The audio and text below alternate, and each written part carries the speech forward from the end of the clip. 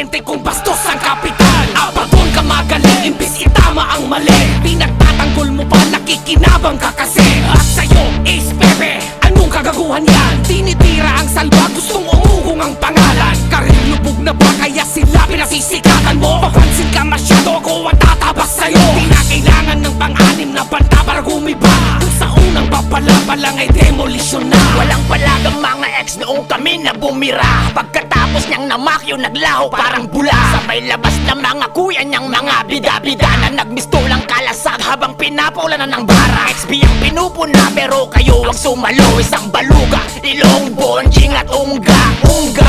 Kamusta na, meron ba tayo dyan? Sa laki ng yung mata, tanaw mo na si kamatayan. Pumunta sa bista mo, tapang-tapangan tangina. Korte supremo ang kalaban mo, wala kang apila. Mga kanta mo nalikha, puros di maunawa. Lyrics bilang nagdala para lang maintindihan. Makadispak lang, puro naman padaplis. Basura ka sa larangan na dapat ay winawalis. O metal ka diba at saka marunong kang mag-rap. Kaya Henry Chili naguhubad sa harap. Laban na nabas, pwedeng makilabas. May baboy lang ako, makukuloyin sa bayabas. Akala mo ba makakalimutan kita?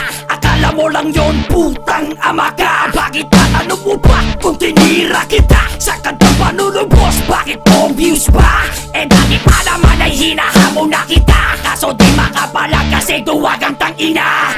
Tangina mo pangil, tangina mo boboy. Sana pinatay ka na lang ni Kokoy. Tangina mo Ben, tangina mo Mel. Sa mundo ng rap game may wala ka lang papel. Pasabit-sabit ka na lang sa dati mong kaaway. Taong gasa na ngayon ang maglaya sa aming bahay. Nagpiling matalino at magaling. Putang ina mo pinapasabi to ni King. Putang ina mo pinapasabi ni Amon. At ang ina mo kung nasan ka man ngayon. At ang ina ba, hindi pa to tapos. May ataso ka pa sa akin, ako'y manunubos. Naaalala mo pa ba pati yung ex ko? Pati ex ni Crane na nilalandi mo. Tangina na lang ba yan ng asawa mo? Na hindi ka lang baboy, ahas ka pa gago. At may isa pa sa'kin nag-chat siya.